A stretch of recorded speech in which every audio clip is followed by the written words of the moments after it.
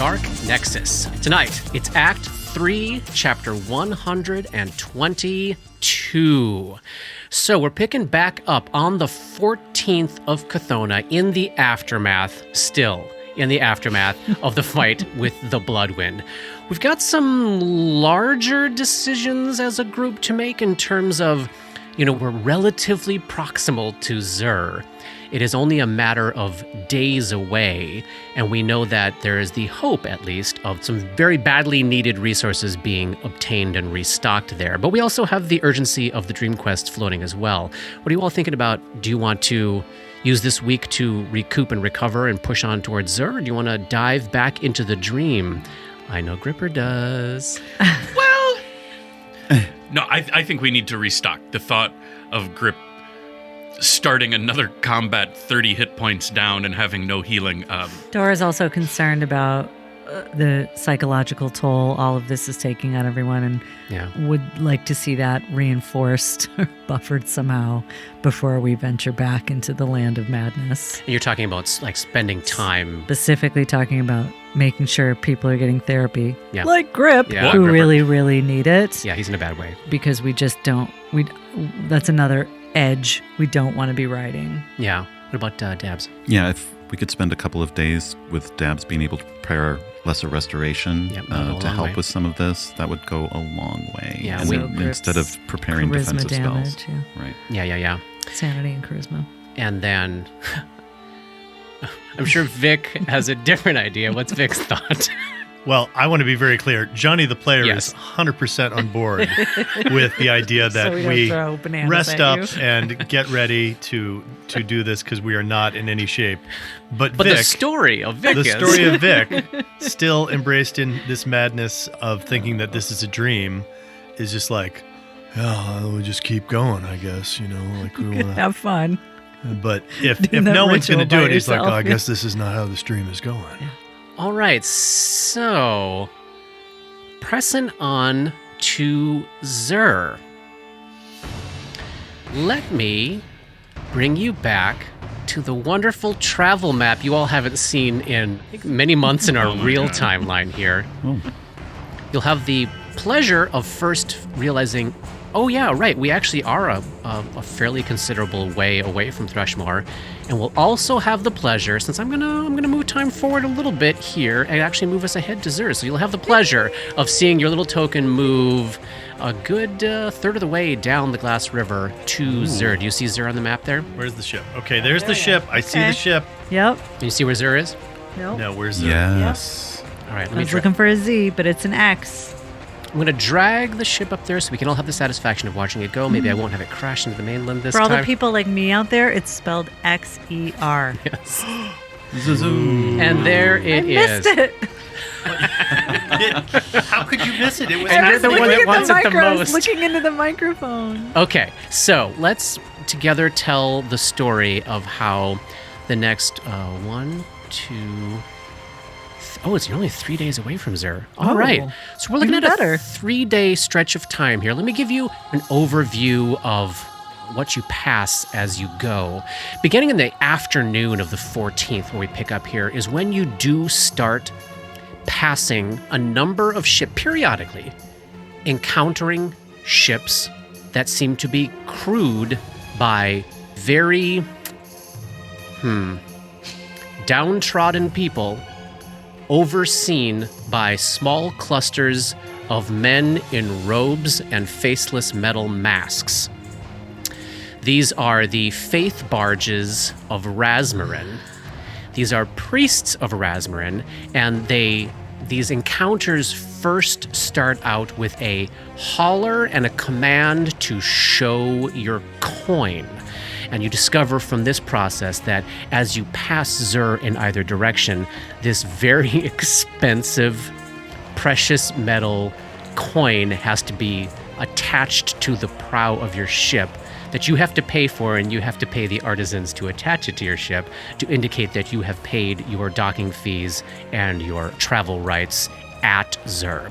So during this period of time, Skywind is in bed, so Joshua and Veldi are taking turns dealing with these folks as they come up. They're always quick to holler. We have the one on the starboard side. our plan is to stop in Zur, and we will get the other one there. See, this is dated correctly for our recent travel. And it is like a bureaucratic hullabaloo that they just sort of urge everybody to stay back from and let them talk to these guys. And there's a lot of disagreement about, no, I'm pretty sure it was gold in such and such month. I think the stamp was a eagle rampant, not a lion recumbent for that month. So you should only be covered till X time. But the long story short, they get this cleared out. But like by the end of these, play cards with Vic in the hall. Yes, by the end of these days, you have had to tell so many fucking priestly pirates, we are stopping at Zur, where we will pick up our next coin, and if you see us on the other side of Zur, we'll have the coin on the port side of our ship. It's a thing. A lot of warning, a lot of threat, and a whole bunch of really downtrodden and all of the people working the ship that aren't the priests. You know, we're in winter now. Seem to barely have the right kind of and heavy enough clothes to be spending their entire days out on the water. It is a pretty upsetting sight, but you're urged at every step of the way by the crew. Let it go. Let it go, because especially as you're getting closer and closer to Zur, there are other faith barges in sight. You start fighting with one of them, you're going to call them all down upon you, and that's a battle that nobody's feeling confident about. So during this chunk of time here, beginning that first day, I think, maybe the afternoon of that first day with Skywin being out of commission, Robert, I'm seeing, we were kind of cresting to the point where it was time for Grip to start learning a new task. And the most difficult pieces of navigation had to be done out on the lake, where you were trying to stay out of sight of the land and mostly navigate by the stars and stuff. Like, that was not something that Otha was had any intention of trying to teach a new sailor. Sure.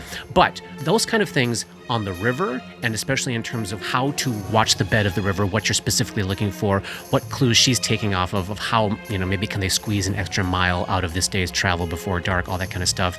She sort of takes charge of you, and this next chunk of time is Grip learning a little bit of the navigation stuff, a little bit about the stars, a little bit about the tools that she uses as she's doing this. Excellent.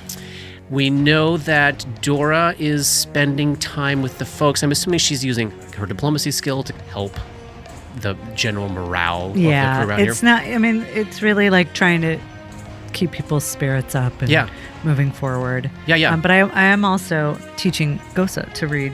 Excellent. So we can spend a little bit of time doing that during these days.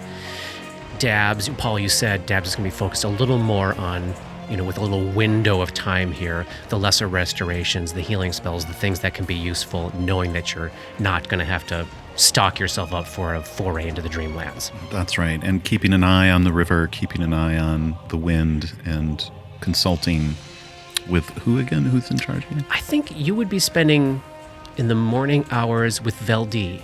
Yeah. It's Veldi in the morning and Joshua in the afternoon, sort of taking over those tasks.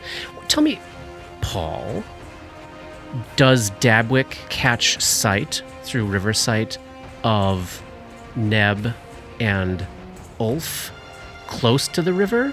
Or have Neb and Ulf gone a little further inland where there might be fewer eyes to see them? How do you think they're traveling in this stretch of time? When you put it that way, I think, the Neb is one to stick to themselves and try to avoid commotion and crowds. So especially if things on land are as policed and treacherous as they are in the river. Yeah, maybe someday we'll tell the full story of what Neb's time in Rasmur was like, but I think actually outside of the city, they're finding it kind of a lawless, chaotic hellhole. Might makes right. If you can sit on the land, it's yours. Whoever you can knock down and take from is kind of their experience as an outsider, but they're probably noticing that the people who live in villages here are very, very close to one another, and they have formed extended family units of, they're going to fence around their properties, they're going to fight for each other, they're going to keep bandits out, they're going to work together to pay the fucking tithes that if somebody who maybe they get milk from, can't afford this week. Well, we'll make sure the tithe is covered so that we don't all run out of milk, that kind of stuff. Territorial. Yeah, very, very territorial and not friendly to an outsider. Right. So Neb will stick to the shadows with Ulf. Okay. And we know Vic is not crafting and Vic is not doing activities of his own. How do you picture him spending this time? Does he even understand that days are past? Like, what now? What's he up to this I think that he has holed himself up with Harlar, and he is having great discussions about the nature of dreams versus reality. Yes. With someone who's a believer of Desna. Yes. And also using his craft alchemy skill to add some interesting spices to the food. Remind me after the new year. I've got something I gotta ask you all about. Yeah. But I have to wait till the 1st because I promised myself I would. Well, when's the 1st? It's like a couple weeks. All right, yeah. No, I'll mark it down. If this dream is still happening, I can't wait to hear about it. God help us all if it is. And we'll move through the end of the 14th after we hear the limerick that Stanhope Nixon delivers to the crew. Absolutely. Okay, everybody. This is another limerick. Okay. And this one is in honor of Grip.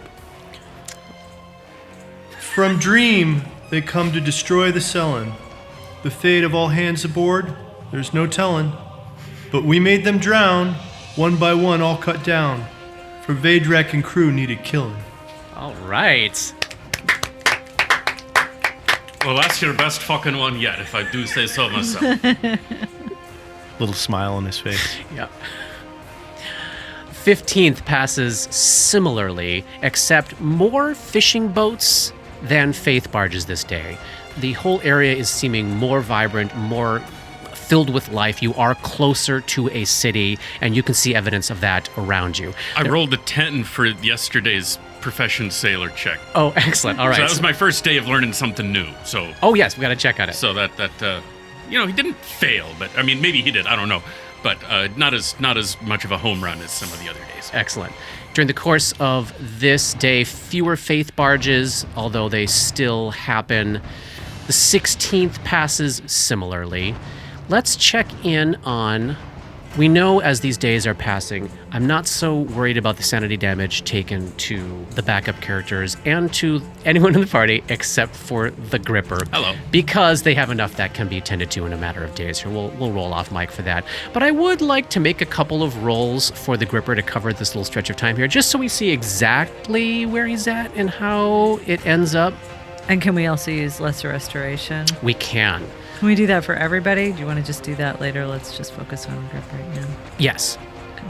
Oh, yeah. With Lesser Restoration, do not worry about anybody else.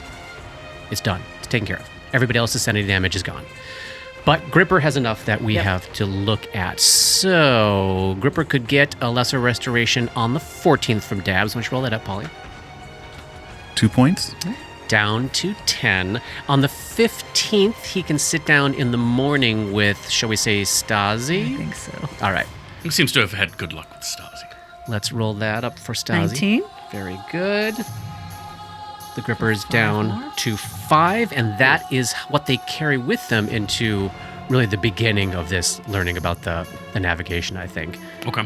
And then then one more Lesser Restoration that day. It's a 3 on the die. That's 2 more points. Very good. Let's roll for Stasi one more time.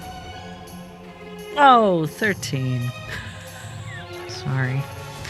She's just getting tired of the... But no, let me tell you about Meda. Roll the Profession Sailor check for that day. 22, 19 on the die. Oh, he's taken to it. One more Lesser Restoration. 1 point. Very good. And then, story-wise, by the time we land in Zur, Dabik will have been able to use Lesser Restoration that next day to polish off Grip's sanity situation. Give me one more Profession Sailor check, Robert, just to see if anything crazy happens. That's an 11. Okay, well, that's fine. You're fine. You're doing okay. You would be earning money if you decided to leave adventuring behind and ply your trade as a sailor, which maybe is something he notices at this point. Is that an option, I wonder? Me and Jean can just start working on the boats. Oh, right, that guy. Dora, give me a diplomacy check to see how your efforts with the crew this week have gone. Ooh, natural 20 for a 37. Oh, great. That seems like time well spent. It does. So somehow, somehow the mood here. I think she's subtle about it. I think it starts with comfort and morphs into, look at what we did. We accomplished something and we're recovering, and that's, it starts with like, yes, that's the worst thing that ever happened to us, and can you imagine how amazing we are that we all got through it? Yeah. And some of that conversation that Dabwick had with Skywin of a hopeful promise that all current pursuit is off the back of this ship is something that she can spread to those that go in and visit her, and this feeling of, all right, we had a really rough week, they knew we were a target, they took action, it was scary, but they took care of it. Yeah. So some folks are debilitated, but we're hopeful that we can see a future out of this. Right. Do you have 2 more limericks for us, Johnny? Absolutely. So give us the limerick for the 15th. Yeah. Does that mean I can uncheck delirium? You may uncheck. You suffer no penalties as long as you are dormant. Sweet. That feels good. And Johnny, you can also turn Vic's -2 penalty from his madness down to the -1 penalty for being dormant again. Amazing. And let's hear that limerick for the 15th. Hey everybody, Stanhope Nixon here. This is an older limerick that I worked on before. But a young boy, much too young to shave, was playing at being too brave. Got into a pickle. That axe gave a tickle. Well, the constable showed that poor knave.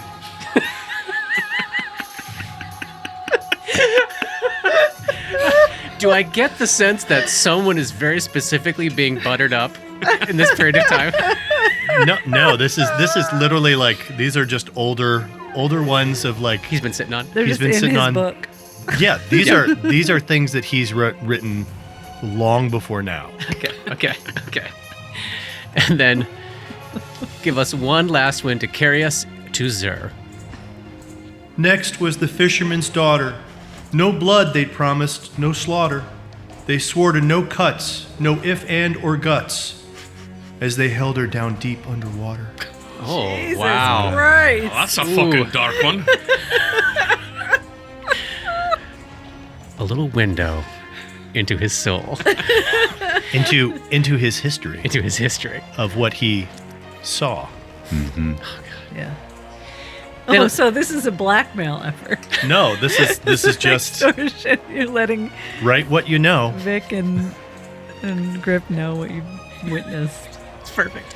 What, did we kill a fisherman's daughter? Apparently. According to Nix. You killed all kinds of people.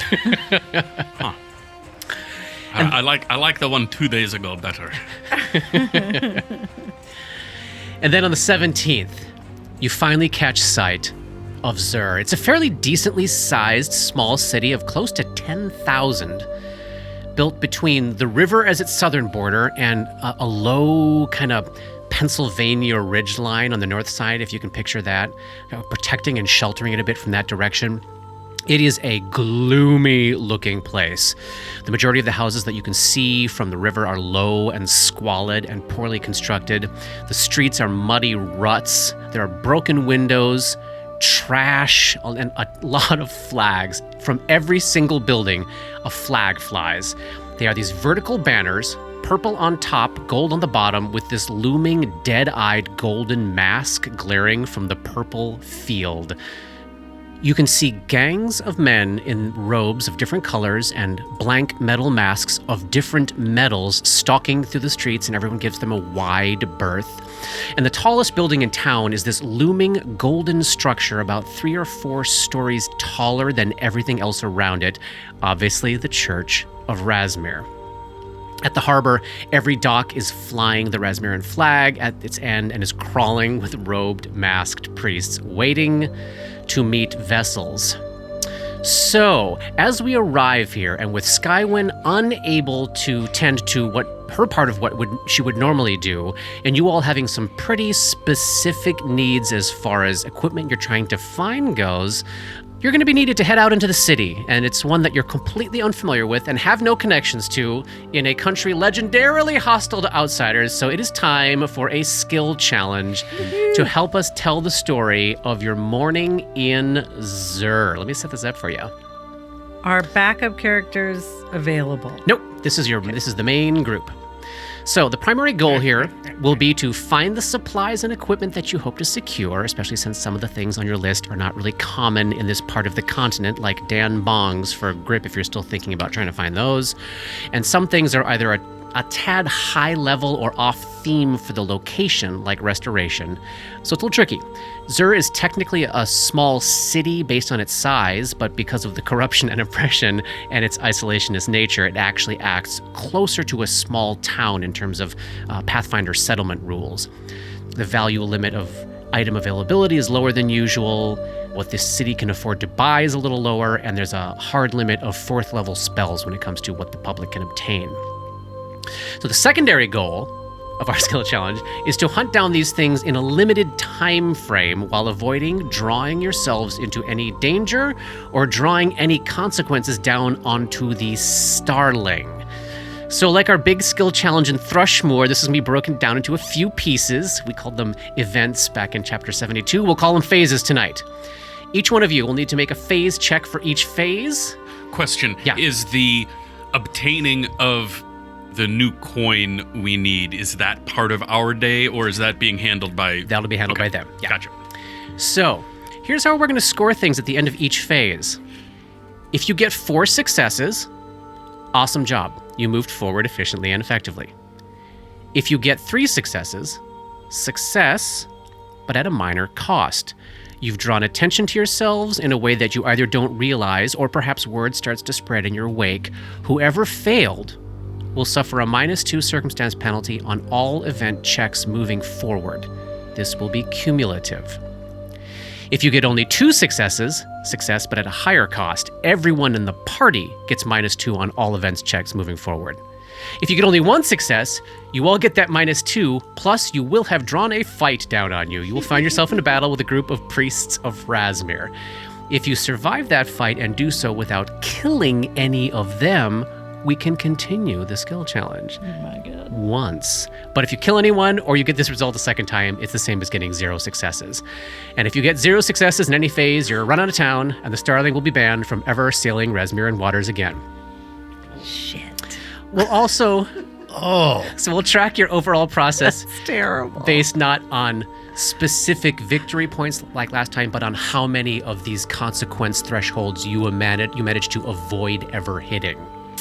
My God. The frequency of phases for this one is something really consider as an abstract concept. It's probably around like 20 or 30 minutes or so for each phase, but really it's as quickly as it takes to get the fucking job done and get out of here.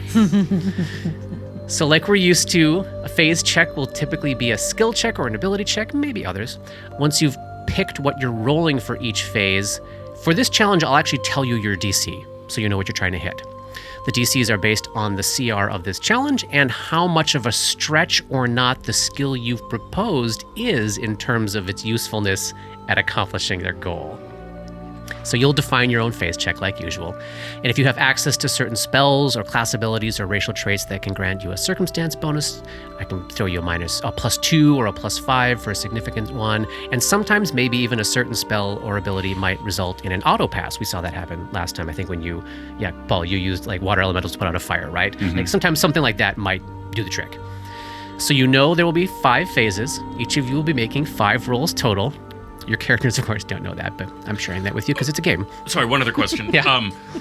Time on all the restorations and so forth cast prior to arriving in Zur, that was strictly sanity.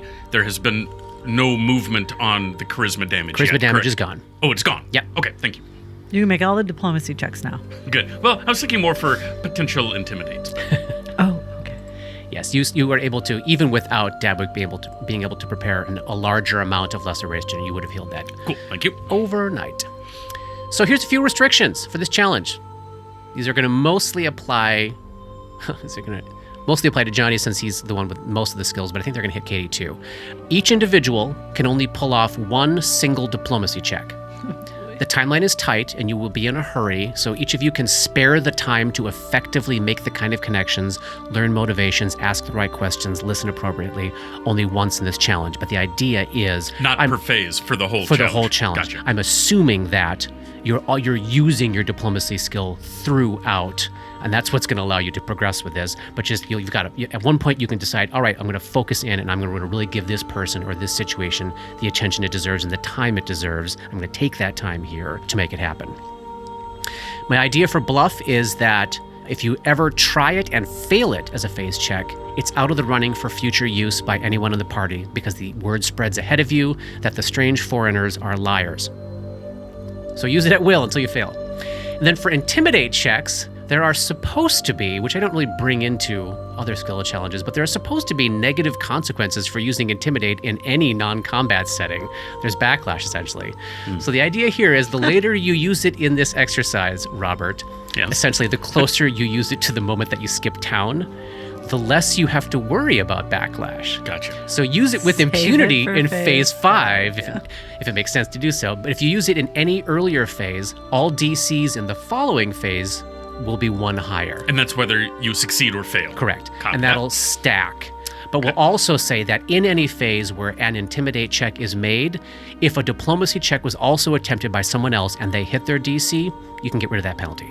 Gotcha. So you'll learn what you needed, and then the group smoothed over the situation. Okay. So not automatically a consequence, but a potential consequence anytime you use it. Yeah. And then each specific knowledge check can only be used by each individual one time. Again, the idea is the stuff that you remember is helping you throughout this entire day, but you can bring it to bear in a targeted way in a key moment.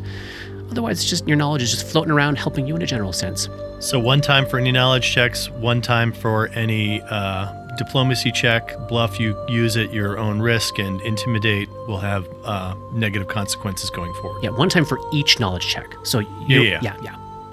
And like last time, I don't want to unfairly tax your shame points, so I'm going to give you a free point you can spend in this skill challenge. And I'm thinking for tonight, let's call it a luck point, a little bit of Desna's luck from Dabwick's parents shining down on your story.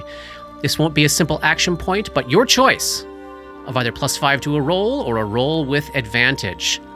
You got to spend them before rolling, and for funsies for this one, you can use it on someone else if you want. You can throw it around if you wish, but only 1 luck point can be spent per check, so you couldn't all double down on one person's roll. So it's either +5 to the roll or roll with advantage. Yeah. Question. Yeah. Could you use a luck point and then use an action point? I think as far as I'm concerned, if you want to spend the resources that I'm trying to help you avoid spending, that's on you. Cool. I just want to make sure that I know. Yeah. But let's say you couldn't do luck and action on the same roll, right? So if you've used your luck roll... So you can't. Cool. Oh, I'm sorry. I misunderstood your question. If the question is, can we use action points in this encounter anyways? Yes. Can we double down? No. Thank you. And then... unlike last time, there's no identification or travel steps. We'll just move from one phase to the next. I'll give you your setup and your task. We'll make some choices and rolls, and we'll tell ourselves a story about what happened. Woohoo! Everyone set? Aye. All right, let's jump in. Phase 1. Razmarin is a violent, authoritarian theocracy. Its borders are closed to the outside world, except when its armies march to take over another river kingdom or another stretch of Ustalavian land. One of the few places that foreigners are allowed to visit is the port city of Zur, and that's because of its status as one of its 2 major trading hubs. But foreigners cannot set up residence here, cannot own businesses here, and cannot walk the streets after sunset. The Starling will be expected to dock, and they will have to present themselves, in this case it's going to be Veldi and Joshua, to the port authorities, pay for the coin of passage on the river, and pay all the financial penalty tithes demanded for not unloading their cargo in Zur to benefit the children of the living God. While they do this, Katzen will head to the nearby supplier they use for restocking their food stores. This business is close and friendly to them and will be ready to have a team moving on the double. All of that will be wrapped up in 2 hours, at which point the Starling will need to leave. No one on the Starling has ever spent more than a couple of hours in a time at Zur. None of them had ventured out of the harbor, so you'll be on your own to figure out how to best present and comport yourselves as you head into town. So this is phase 1. Like, how are we going to set ourselves up to look and act in the best possible ways to ensure success in this venture? Now, because this phase is happening before you go into town, there's no possibility of provoking a combat here, and 0 successes won't mean the thing is over, just for this one. So, the idea here is leveraging your knowledge, your talents at blending in, also just your smarts and common sense. So like knowledge local would be useful to recall information on local customs, knowledge religion, to recall information about the faith of Razmir, disguise checks to make yourself look more or less a certain way, that sort of thing. History? Tell you what, how about yes, but at a much higher difficulty? Grip is wondering, would it be advantageous to leave all of my obvious weapons on the ship, since I don't necessarily need them to protect us? Would it make us look less like we're up to no good if I'm not armed to the teeth? Who's going to make knowledge checks? Maybe let's see what checks are rolled, and I can answer that question based on how much or little they know. I mean, my first thought was either knowledge local or maybe knowledge engineering to sort of go, oh, the typical layout of a city, of a like dockside town would be blah, blah, blah, blah, blah kind of thing. But those are my first 2 thoughts. Okay. And local for the same sort of thing of like being able to have an idea of like where are the places we want to go. Yeah. What's the most direct route to get there? Yeah. What about Dabs? What are you thinking? Just to echo what Johnny was saying, that Dabwick would also have an affinity to trying to understand how the city works. Mm-hmm. But Dabwick doesn't have knowledge local. Do you have knowledge geography? No, but I could do a lay of the land. Oh. Tell you what, why don't you use a lay of the land for the day, and since, you are an urban druid, and there's not many other ways where I would do this, but really your understanding of nature is also keyed into the flows and the movement of the arteries of large bodies of people. So I'd say maybe I'll use a spell slot, and you can make a nature check. Great. Yes to both of yours, Johnny. I really like local for this one, just in terms of, especially like answering the kind of question that Robert just asked. And what do you think, Katie? Do you want to throw out history at a higher DC at this one? No, I kind of want to save it. Okay. I'm thinking of less about skills and more about spells.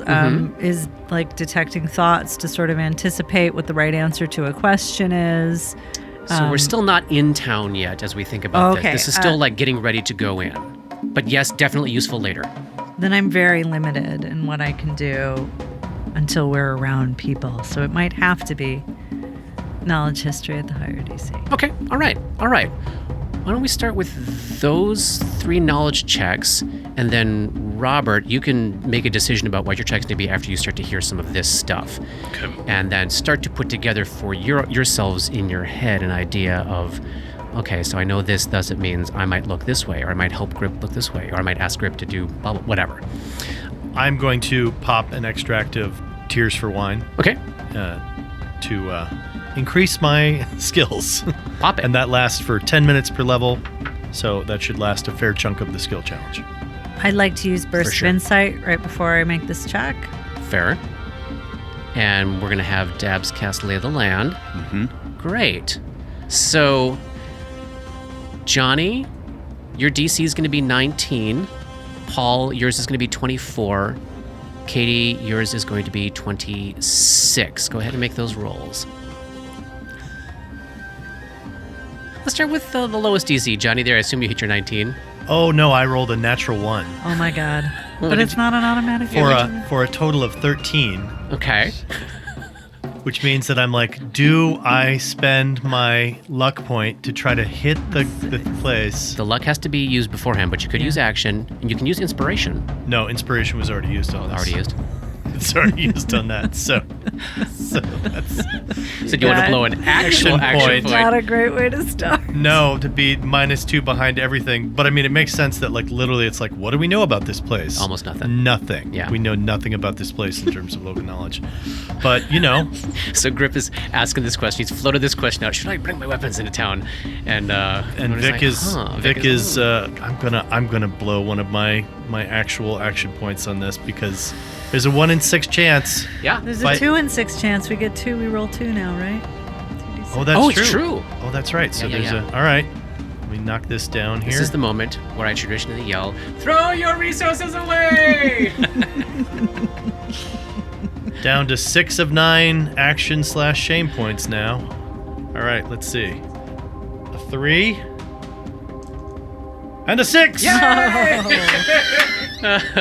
Oh my god. All right, so as Dabwick picks up a piece of leftover mud left over from the fight last night and tosses it into the air and sees the flux carry out into the streets, the very arteries of this city. What do they get on their check? Dabwick rolled a 5. So that's a total of 18 with natural knowledge nature check. You're in the exact same place. Same place. With a 6, you can hit it. I'm gonna go for it. Throw those resources away! No! No. Okay, not close enough. Close enough to get some information, but not enough to pass the challenge. What about Dora? Dora rolled a 26, but had already used Burst of Insight, so when she comes to again after being stunned for a round, she ends up with a 30. Okay, all right. So we have 2 successes, 1 failure so far. Let me see which of this stuff they would know to share More importantly, I have a grid on which I'm tracking all this. Great. I trusted that you would. I think Grip's plan, the only thing that makes sense to me is he's just standing on the deck looking ashore just to try to see what are people walking around armed? Are they not? Are people getting so I think a perception check to see if he can glean anything 100%. About how people comport themselves. I buy that. They're focused on what's the history, what's the situation, what are the ins and outs of the politics, and you're like, do they carry weapons? But if and how do they walk? If there's any bonus maybe to be gleaned from anything that they've done, I would. Well, you'll have to make your check on your own. But if you want to have somebody throw some of their luck at you before you make I don't think we want to. I don't want to start throwing luck around yet. All right. So DC 19. DC 19. All right. I'm giving you my luck. You are? Yes. Then I'll do advantage. I need a 9 or better. Come on, buddy. A pair of 9s. Hey! All right. How lucky. I was pretty lucky. Yeah. Thank you, Vic. Okay, some information. Oh, this is fun. Okay, yeah, there is actually a little tiny bit of history stuff I threw into here, too. Perfect, works well. So the country is not even 60 years old. In 4661, Razmir, who claims to be a living god raised to divinity by the test of the Starstone, appeared, actually in Zur. This is where their god first appeared and began his conquest. He murdered the local leaders, conjured storms of fire upon communities that resisted his rule, and within a year had ripped this vast chunk of land from the river kingdoms and made it his own. Since then, Razmarin has expanded its border on 5 separate occasions, each time at the expense of a neighboring river kingdom or the country of Ustalov. The country obviously has terrible relations with all other nations in the region and keeps its borders completely closed, except, as we know, with slight exceptions in Zur and the capital Thronestep. The worship of Razmir is the mandatory state religion. All other faiths are outlawed, their practitioners burned to death. The tenets of faith in Razmir are relatively simple. Life is about the acquisition of gold and power. Those who follow the teachings of the living God may enjoy life's luxuries, while blasphemers and heretics deserve only to toil for the benefit of the faithful. The Razmiran priests make up the bureaucracy, the police, the military, the judges, juries, and executioners of society here. They are all masked, they are all obeyed without question, and they are generally vicious sadists with a lust for power. So basically a giant police state. Yes. So the population is kept poor and uneducated. In addition to the tithes they are required to pay every week, they can also be expected to be shaken down for additional tithes at any time. And resisting the commands of a priest gang is a life-threatening act. Not showing the proper respect to a passing priest can be a life-threatening act. So, to answer specifically the weapon question, Grip is not noticing anybody but the priests carrying weapons, and the knowledge floating up from, I think probably especially from Vic, is the populace is not allowed to carry weapons. Unless they're part of the militia, part of the army, they're doing some task authorized by the priests, but you would not, this is not a town where you'd walk around and show a weapon as a means of looking hard or being on the defense. Unless you were attempting to disguise yourself as a priest, you would probably try to appear unarmed and actually as poor and downtrodden and subservient as possible. Yeah, I think those knowledge checks would pull up. So a lot of that would be verified by what you're seeing distantly down at the end of the wharves of people staying out of the priest's way, everybody looking downtrodden and fearful. Very few people, except for the priest, armed. Everybody looking like they're going somewhere. Mm-hmm. There's not a lot of loitering and not a lot of hanging around. So how do you all want to sort of leverage this information and look and carry yourself as you head into town? Well, we certainly have to have the crappiest clothes still around that we could put on. Sure.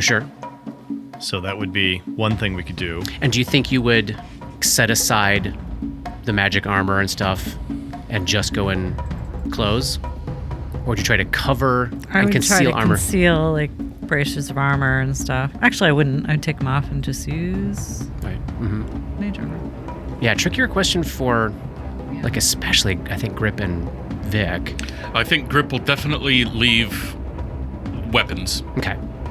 I mean, there could be an argument for maybe not carrying the shield, too.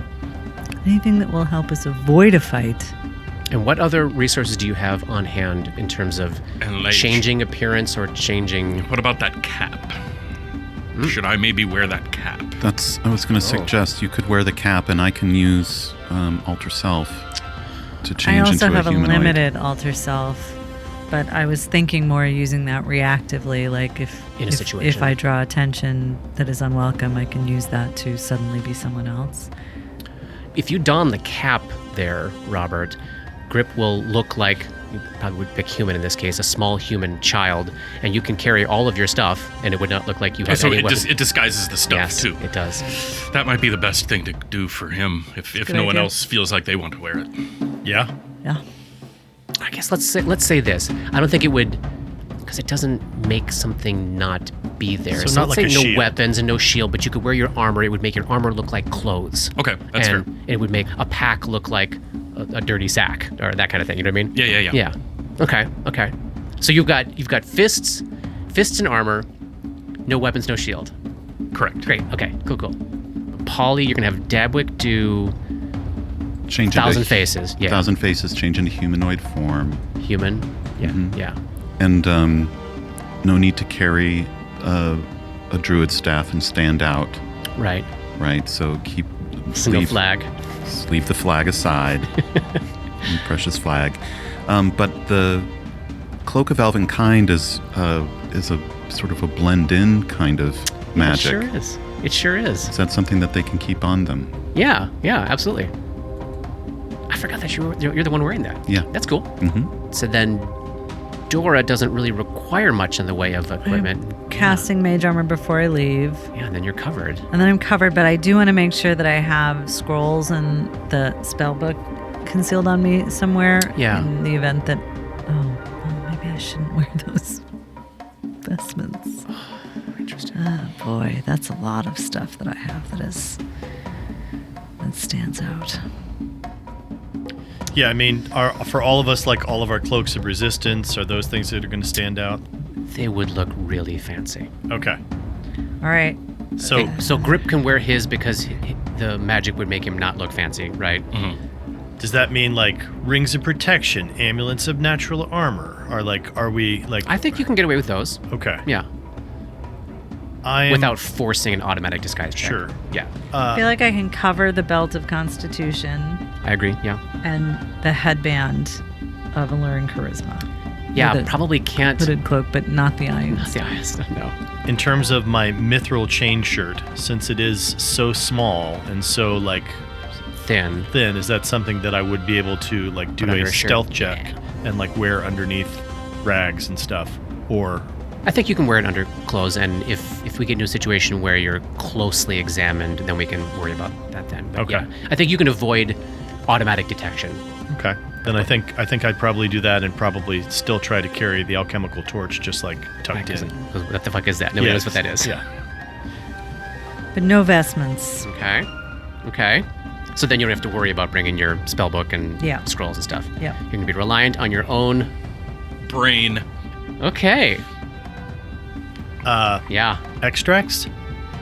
Or could I carry a certain number of them before you're like, oh no? I love it. Okay. How many? Let's say 4. Okay, great. So I get to pick 4. All right, I'll pick 4. I think you can easily sort of conceal on yourself, Paul, a spell component pouch, so you'll be able to cast spells, and then you're not going to wear your armor, or you're going to wear your armor. I was going to wear it's a leather armor underneath that cloak of Elvenkind. So natty clothes from the ship, scrounged up from some of the Briarstone survivors. Okay.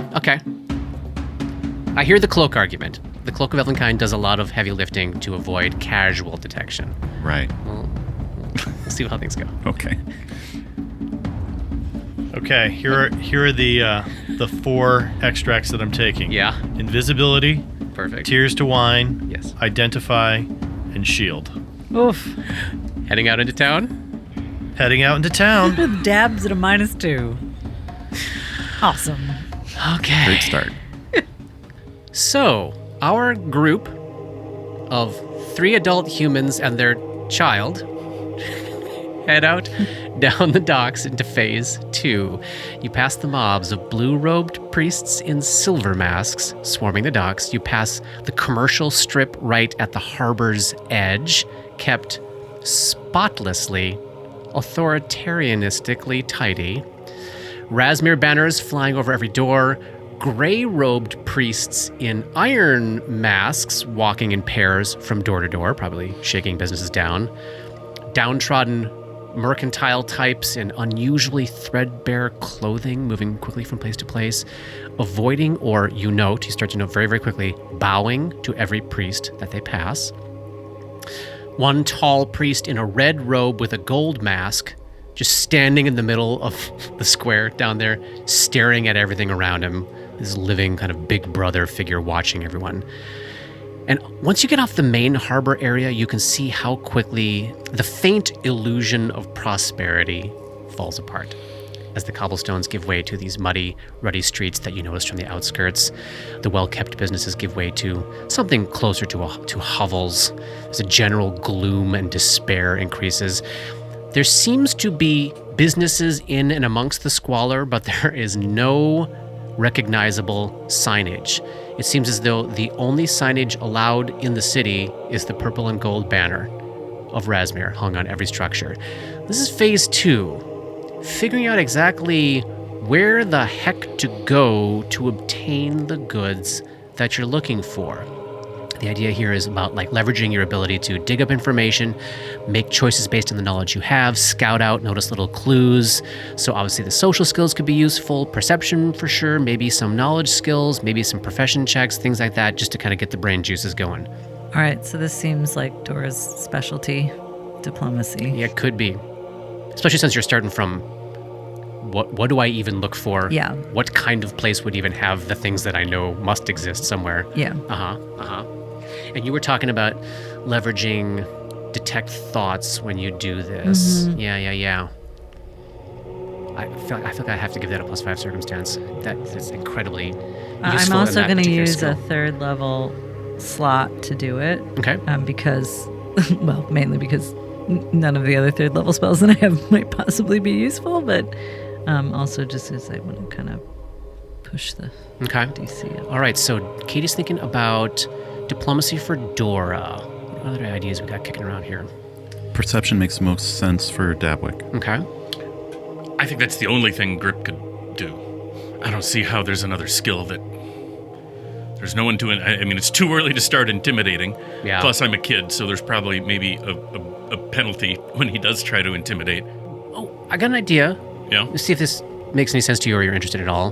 Because the only profession skill you have is sailor, but you are still right near the docks, right near the wharf, right near the harbor.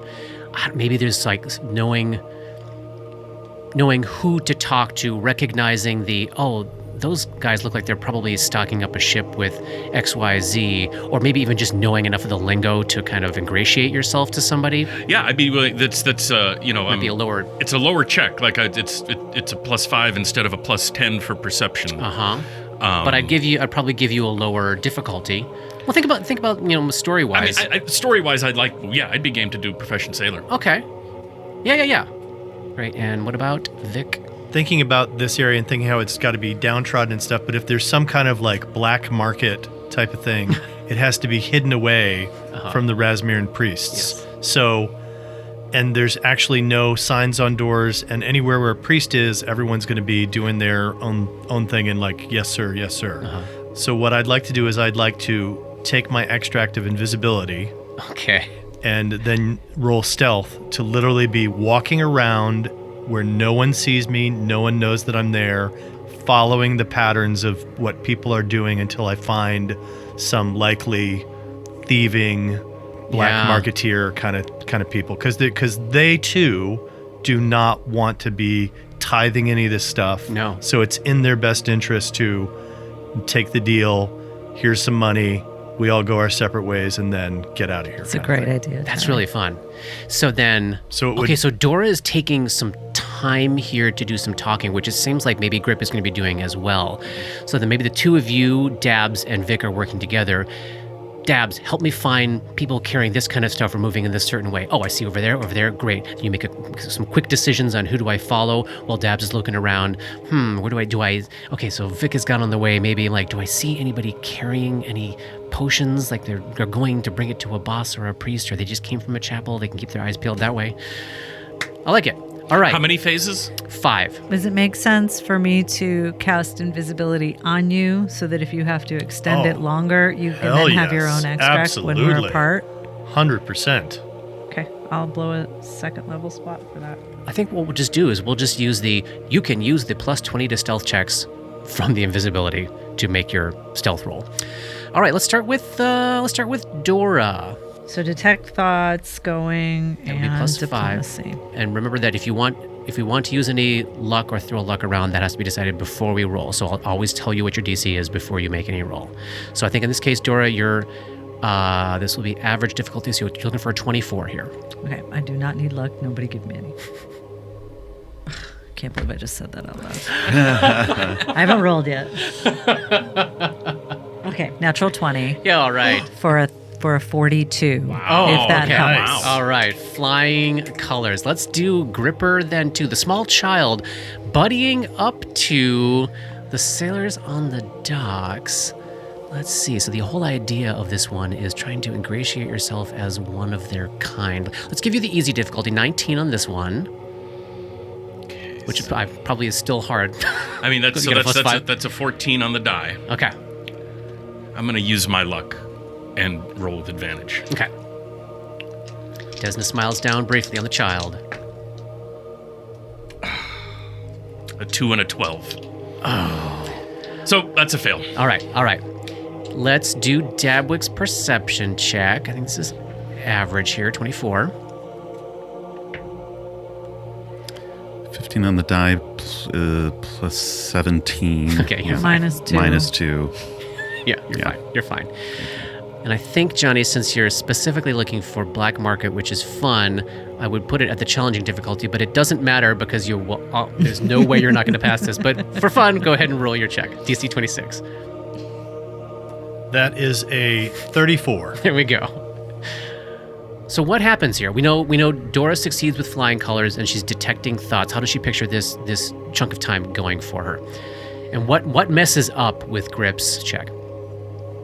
I think he's a kid. He's a kid, but I think he forgets what he looks like, and so he's fucking talking like he fucking usually talks, and they probably find it very off-putting. Yeah, and we're even like, for sailors, like, get away from me, kid! You bother me. That's fun. So it's like you're good enough at it that you came super close, but just forgot that I'm. He doesn't disguise himself. Right. Yeah.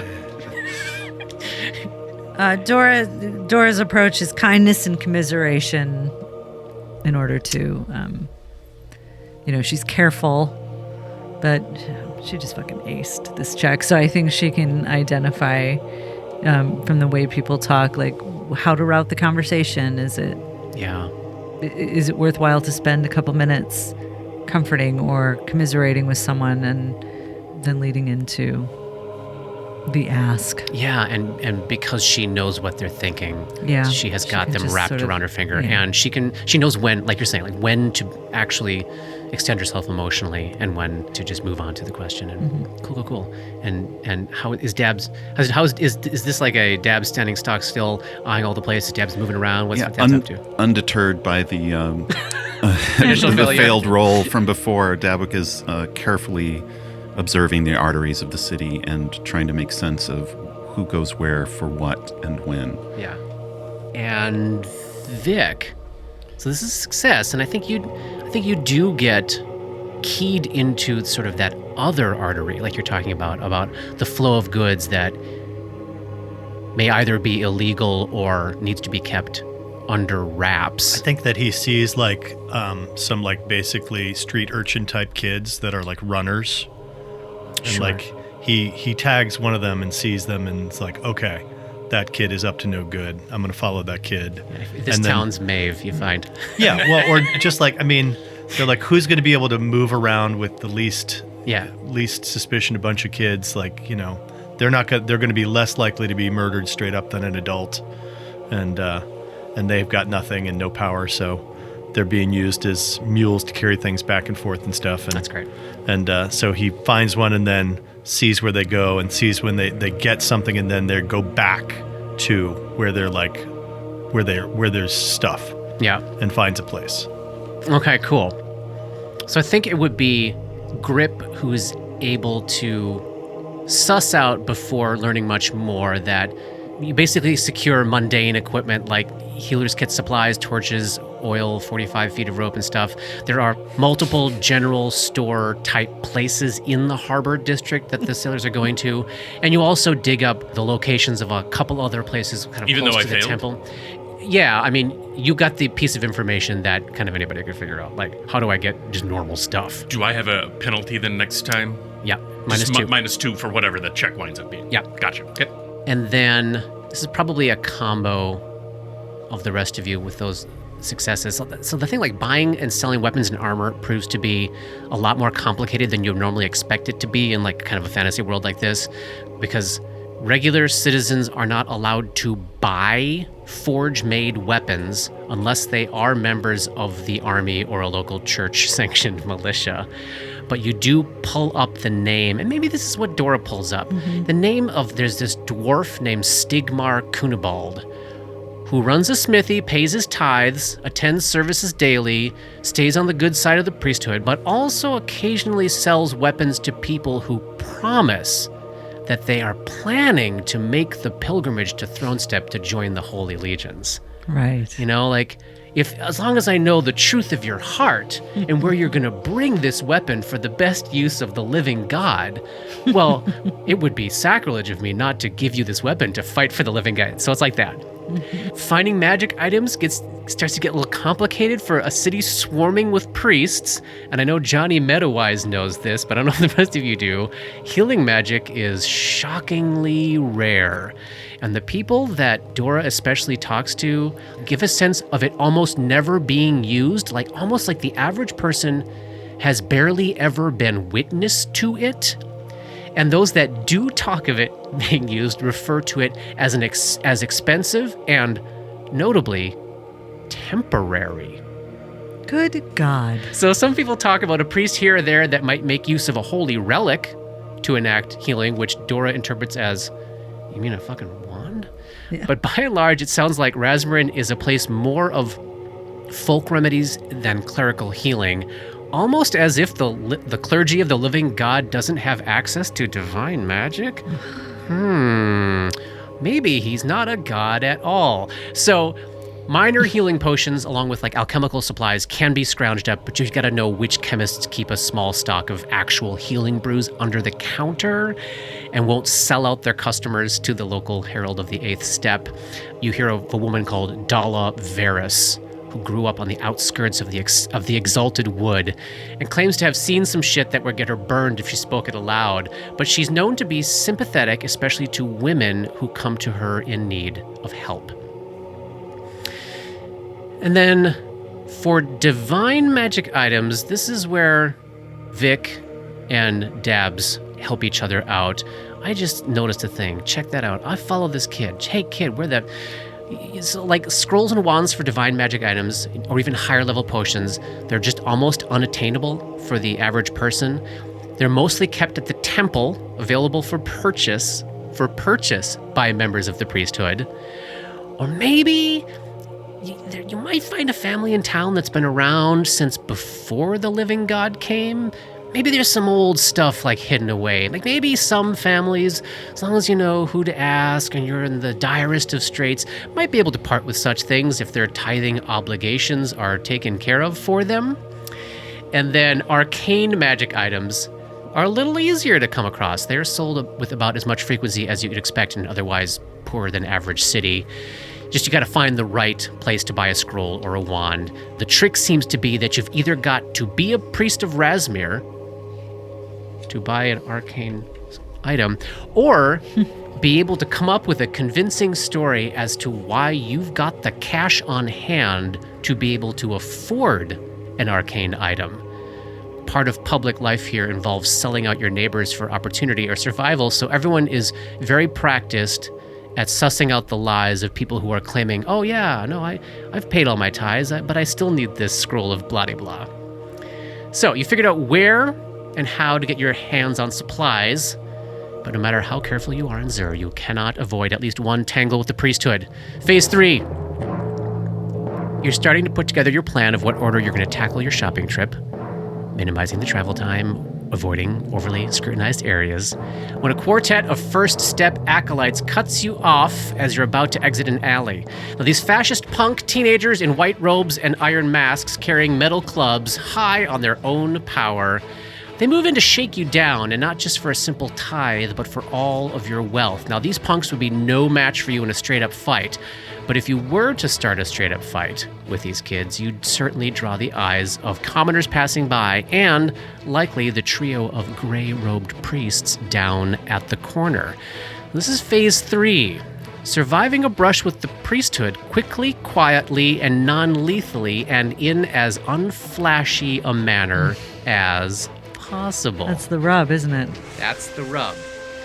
So remember, these are essentially red shirt types. Like, this would not actually be a fight, so your ability to overpower them individually is high. Just how do you think you'd go about it to make it happen as quickly and quietly and unflashily as possible?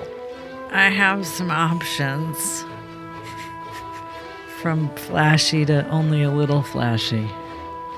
So this might be a case too where, like, say, CMB checks instead of skill checks or specific feats or spells. I could dimension Doris elsewhere.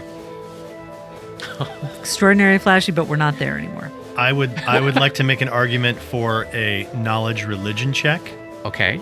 In terms of citing specific scriptures and being one of those people who's such a true believer that they're like, oh God, no, not one of these, like, make myself such a zealot with them that they're like, pause and that they're like, oh no, you really are, you're one of us, brother. You're like, you know, like he hasn't put on his mask for the day. Like, yeah. possibly hinting that, like, I'm somebody else. Yes. And like I'm testing them kind of thing on how well they know it. I hear you. Because who polices the secret police? There has to be another level. Has to be another level. What about Gripper and the Dabs? What are they thinking? I mean, I intimidate them to run away. Gotta be careful with intimidate. Right. Plus, he looks like a kid. If you play along with me and intimidate looking like a kid with the idea that, like, this is not a regular kid. We are not who we appear to be. And get their names. Yeah, is there, like, all these masks, they have to be slightly different, right? They're not exactly the same, are they? So there are 9 different kinds of priests, and there are different combinations of color of robe and the metal that the mask is made out of. So that, yes, the masks are different, and they do indicate a hierarchy. And these are like the lowest of the These are the lowest of the low. Acolyte of the first step. I could also cast Ray of Enfeeblement on them to help in a, like to weaken them and make them feel less confident. Sure. I think spell casting would... But like, I don't have material. I don't have visible components to my spells. I know, but you would be shooting a black ray that would weaken them. Yes. That is still the result that they would see and experience. Yeah. Maybe Grip could do like a dirty trick and like throw some sand up in one of their eyes and say, "What, is that a brand new mask you just got? Why don't you go pick on someone else?" Okay. I've got something to sort of to tee up for you of going through depending on how the roll goes, going through the feats of Razmaran, of what they were able to do as a simple human, and as they grew towards their divinity, like going like, we are simple travelers, just like Razmar. We're all children of the living God, and we too are making our way along the steps. Why, even our youngest child right here is a strapping boy of uncommon strength and ability and stuff, and then having this child be like, I can lift up this cart. Something along some kind of something physical prowess aligned that you could use. You make more leverage of your BAB rather than skill ranks. Sure. Mm-hmm. I think Dora's going to cast invisibility on herself to try to get away. So a ruckus starts. She just wasn't there. Yeah. That's the simplest solution. Vic's talking to them. Gripper's pondering the physical action he might take. What's Dabs doing? Well, like turning invisible, I could cast blend on myself to try and hide. Hiding in plain sight in cities is what Dabwick does best. You're always hiding in plain sight in cities, so you could also not be there. Yeah. So then we just leave our little mime show, And they thought they saw more people there, but there weren't the whole time. Yeah. So then in that case, Polly, that could be a stealth check. Yeah. And if you want to use your blend, that can give you a circumstance bonus there. Okay, I'm seeing this. So these two, Dora and Dabs, were never there. The one, Vic, is talking up a storm about heavily implying that they might not know exactly who they're tangling with, and we're all walking the steps that Razmir followed. Were we not? Leading up to Grip. Do you want a dirty trick? Do you want a feat of strength? Do you want what are you thinking? I think maybe a feat of strength, just so it's not totally like trying to harm them, Yeah. In hopes that maybe that will not. If it fails, it will not make them just open up on us. So yeah, I don't know, like what an appropriate feat of strength for an 11-year-old looking boy might be that would make them think I'm touched. Well, and you're also you're practicing these. You've been focusing more on this monk side, like so that I could just see this, like we're all on the way to becoming bigger than we are, and this little kid turns around, punches a nearby box or something in a way that just explodes, some sort of martial artsy kind of. Or you could do like a little flurry of blows on it. Yeah. Okay, let's make that. Let's make that in that case. Let's make it an attack roll with your flurry penalty. How about that? Okay. So the two disappearers. I think since you've got invisibility, roll a stealth, add 20, and give me a 26 here. 36. Okay. For Dabs, same thing. Give yourself plus 5 from the blend. So that would be 40. Oh, okay. Those two are gone. Those two are absolutely gone. Vic is talking. Let's see how well he's talking. What do I need to hit? It's knowledge, nature. This is religion. Religion rather, yeah. Mm-hmm. Okay, I buy this. This is average difficulty, so 24. I got a 20, so I'm going to again spend an action point and blurn those recesses. Another way. That is a 5. Yay. I hit it. And then all eyes turn to the gripper, child gripper, little grip, wee little grip, as he attempts to flurry of blows and impress them with physical prowess. Let's just keep this at 1 - 2. How about that? So I'm hoping. Yeah. All right, so I've got So you're trying to impress these young punks who have been convinced that they don't know what they're dealing with and that an acolyte of the first step should be able to do this. 24. All right, I need another 14. Anybody want to throw luck at him? Yeah. Yeah? Yep. All right, I'll do advantage. All right. A 9 and a 10. Okay. So Gripper's at -4 for the last 2 checks. So Grip flashes back to first being lit on fire and then the vampire swimming in this situation as he puts up a show. So we've succeeded here. So we get these kids to leave you the fuck alone. I think they're unnerved by this suggestion that they may not actually know all they know, that they think they know about all the steps and who's actually in town has walked the steps. And they're just weirded out by this fucking kid who just did an eruption of punches at a nearby wall and seemed to slightly hurt himself. But the glow of fanaticism in his eyes is enough to send them packing.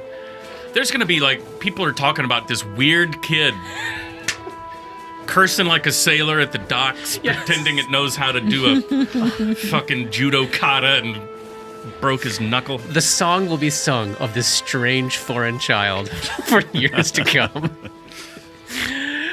All right, phase 4. You need to get to these shops as you're going to get to as unobtrusively as possible. So thus far, you've largely been poking around in areas like the harbor, where foreigners are reasonably common, or on its edges, where foreigners are not unknown. But now to complete the mission, you got to head deeper into the city to find out these places you've gotten names from. And the last thing you need is to be stopped for tithes on every block, or being dragged in for religious conversion by a priest, or having word of your passage spread through the streets ahead of you. Causing shops to close up for lunch. We've gotten 3 successes Yeah. on all the phases so far. Yeah. Which is actually a really, really good result. All right, so this brings us to phase 4, moving through the streets without obstruction. Some obvious ideas, stealth or disguise, but however you want to leverage the story of how you're moving through town, staying out of these priests' way, and managing to not get any eyes brought down upon you. Are there cats here? Are there cats? But what you thinking? Changing into a cat. Oh, yeah. There are dogs. There would be dogs for sure. Okay. I can change into a dog to escape detection. Amazing. So Davik just turns into a sort of a street dog. Dogwick. Woof. Well, I mean, I can either use Dimension Door or Invisibility to boost stealth. How many people can you move with Dimension Door? I don't think until you get to It's 2. 2. You can bring 2 with you? Mm-hmm. And how many 4th level spell slots do you have? I have 4. So I'd say this. Blow them all to go from place to place. Yep. And you never have to worry about... So it's just like, I'll meet you there. Pop to those places. Okay. Yep. Okay. Does that get just her or her and 2 others? Gosh. All of your 4th level spells. Okay, well that's a fun story. So Dora grabs Grip and Vic and pops from place to place while Dogwick just harmlessly trots through the streets. Yeah, okay. Phase 4 has been succeeded. That's fun. I forgot entirely about Dimension Door. Finally, phase 5, make your purchases. Guys, that's the first time I cast it. Yay. Is it doing the skill challenge? And I cast it 4 times and we didn't even see it. Wah, wah. So we know where to go, we know what kind of approach to make at each stop, and we know how to get from place to place quickly. Finally, phase 5, securing your purchases. So there are 5 different kind of places you need to hit, and each demands a different approach. For mundane supplies, it's nothing fancy, just like a social skill to negotiate the price you want would be the easiest thing. For weapons and armor, you could try to convince Stigmar Cunibald to sell you stuff. You'd have to either convince him that you're a faithful devotee of Razmir and planning to join the army, so that could be bluff, or it could also be intimidation, just like give me the fucking stuff. For minor healing potions and alchemical supplies, you'd have to convince Dala Varys to sell to you, and you need to demonstrate or tell her of a real need, and she has a soft spot, again, for helping women. For divine items, you've either got to get them at the temple where you have to pass yourself off as a priest, or dig up information on a family that might be willing to part with some old relics from the pre-living god era. And then for arcane items, you just got to present to a shopkeep as a local in good standing with enough money to pay for stuff. So bluff is an obvious use for that, but again, I think intimidation is viable at all of these. So there's 5 different kind of places. Each of you, for your check, will be assumed to be taking lead in some way on one of these. So we don't have to worry about covering all 5 of them, but just think about what kind of these places you'd want to take lead on. And then whichever you don't roll on, we'll just assume goes smoothly. Phase 5, if there's going to be an intimidate, this is the time for it. This is it. Whichever place we think we might want that, I think Grip should take the lead. Okay. That one was useful for getting the weapons and armor. I've got one for getting items directly from the priests. What you got? I want to again use invisibility to walk into one of these places, and obviously when these priests are eating or sleeping or changing or whatever, they have to take these masks off sometime. And when they do, I want to pick one up and grab a robe and literally walk in and be like, here is the tithings. This is what's requested. Yeah, and what's your check? I could either do sleight of hand or I could do my thought was like, if I'm able to steal the mask successfully, that then does the thing. And that does feel like the harder task here, because if you've got the mask and you've got the robes on, no one's gonna. Especially if you're moving quickly and you're not taking any nonsense. Well, and also like, who's gonna literally in the middle of the place? Someone's gonna walk in wearing one of these masks like it's a death sentence. Yeah. Okay. All right. Sleight of hand. Well, I use my diplomacy option. Though I am the person to approach the woman who is sympathetic to women. Yeah. So I don't know how to work that, but I can use other things to supplement talking to her, like detect thoughts to figure out what she's particularly sympathetic to steer the conversation, or even sense motive or perception to do that. So happy to make other checks, but it does feel like the main check would have to be diplomacy, which I can't make. You know what I mean? Yeah, I mean, and I think the idea of why only once per this encounter is you spent a lot of time getting this information, so you're rushed and in the hurry in here. You're kind of moving quickly. I mean, I buy sense motive, and I also buy the use of using detect thoughts to boost your sense motive check. Yeah. And then you being a woman I've already got a bonus circumstance. All right, then that's what I'm going to do. Great. Sense motive. Okay. Plus detect thoughts. And Dibwick. Dabwick needs to do something that's not charisma-based skill check. So, got to figure out another way. Profession Ratter. Do well, I mean, ancestral homes have rats in them. Oh. That. Well, that's a nice little. Could ingratiate me into their. So lead with some cunning and helpful tips on how you might actually deal with that. And we can maybe set up. I'll set up an appointment. I'll come back and help you out. And you give them so much information to help them with a vermin problem in their old ancestral house that they're willing to part with something. That's fun. I buy that. Buy that. We'll be there tomorrow between 8 and noon. Yes. And we were never seen again. Okay. Let's start with the Ratter check. Okay. What luck things are floating around still? I have my own luck, and I'm going to take advantage on this roll. Okay, so this will be. Let's do. I specifically said old families and old houses. 19 or 24. Let's make it 19. Natural 20. Hey-o! Hey! All right. Ready for the win. And Dora with Dalaveris. I've got a detect thoughts is going to give me a boost. Take and a 5. Being a woman is going to take a boost. Take a 5. Yeah, 39. All right. Gripper is showing some force at Stigmars. Guys, we are not getting in a fight. Does anybody have any luck left? No, I think No. we have exhausted all our luck. Okay. But we're not getting in a fight no matter what. Yeah.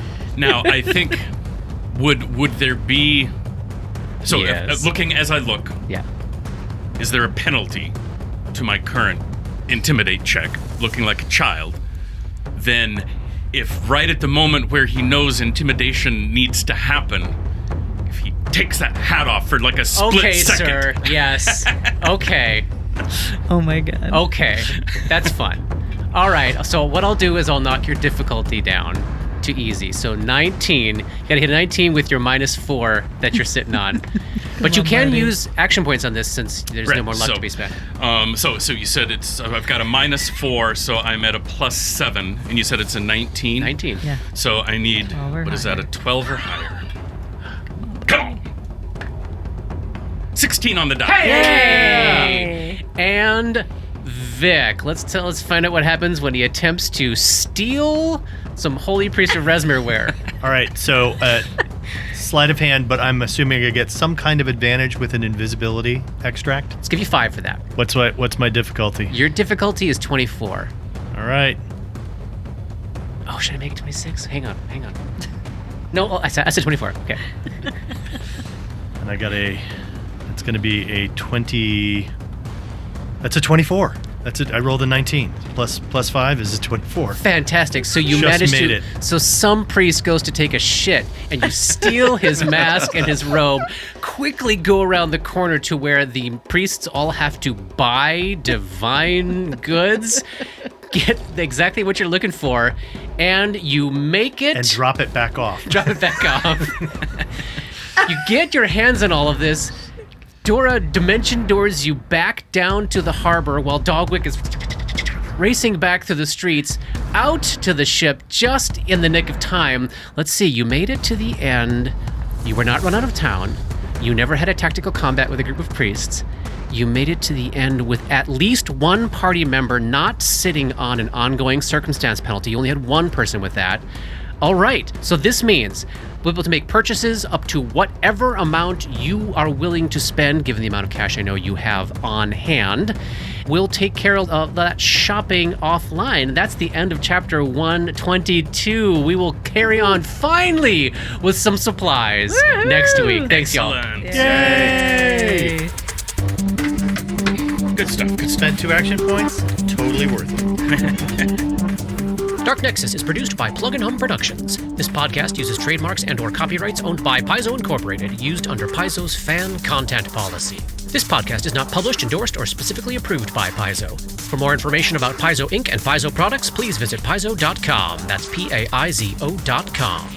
Dark Nexus uses music and soundscapes by Syrinscape. Check them out at Syrinscape.com. That's Syrinscape.com.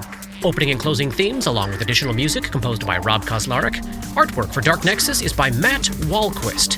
And thanks to DMCP, Richard and Ari, Paul and Shannon, Scotty, Jason, Jess, Joe, Chelsea, Matt, Dave, Derek, Darren, Michaela, JH, the Biscuit Buddies, and everyone we've gamed with over the years for all the memories and inspiration. You know what we're fighting here? We're fighting a couple 2-3 tigers. Heyo. Is that a reference to something? No, it's just, it's like the Chicago 3, but it's a couple Tree. 2-3 Okay, tigers. yeah, A couple 2-3. 2-3 tigers over by there. Oh, tree tigers. Yeah, I get it. yeah, see? Okay. Yeah, that's a good one. Thanks for taking the time to explain it to That's me. the sign of a good joke.